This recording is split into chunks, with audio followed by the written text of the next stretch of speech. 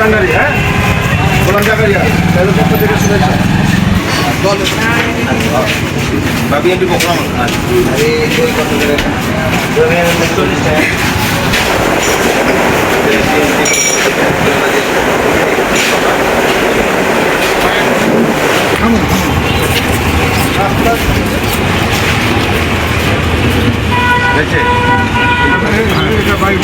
এই যে উনি নিজে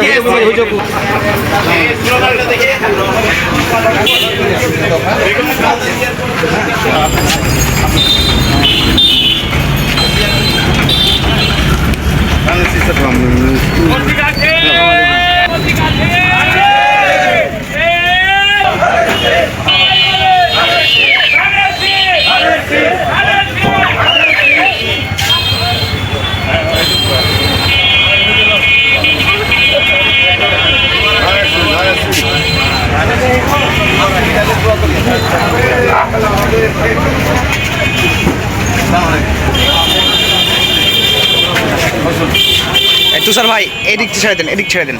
হ্যাঁ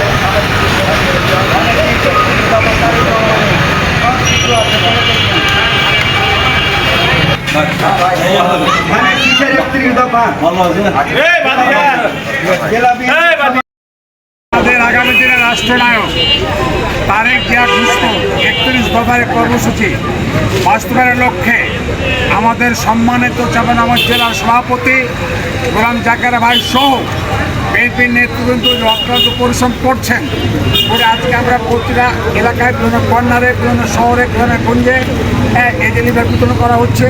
ইনশাল্লাহ আগামী নির্বাচনে বিএনপির উপরে যত ষড়যন্ত্র হোক না কেন গোলাম জাকারিয়ার নেতৃত্বে, খালেদা নেতৃত্বে, তারেক নেতৃত্বে চাঁপাইনবাবগঞ্জ জেলায় প্রতি 8 আসনে ইনশাল্লাহ বিপুল ভোটের ব্যবধানে সময় সংক্ষেপ।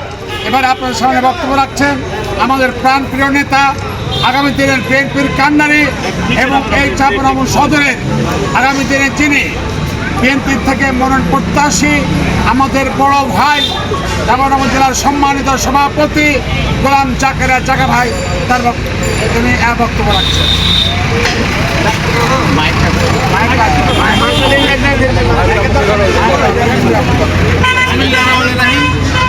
আজকে এই 31 দফা রাষ্ট্র মেরামতের 31 দফা কর্মসূচি বাস্তবায়নের যে রিপ্লেট সারা বাংলাদেশে বিতরণ হচ্ছে বিএনপির পক্ষ থেকে, বেগম খালেদা জিয়ার পক্ষ থেকে, তারেক রহমানের পক্ষ থেকে এবং সারা বাংলাদেশে এটা বিতরণ আলুগা মোড়ে আমরা অত্যন্ত সফলভাবে বিএনপির রাষ্ট্র মেরামতের 31 দফা বিতরণ করে গেলাম।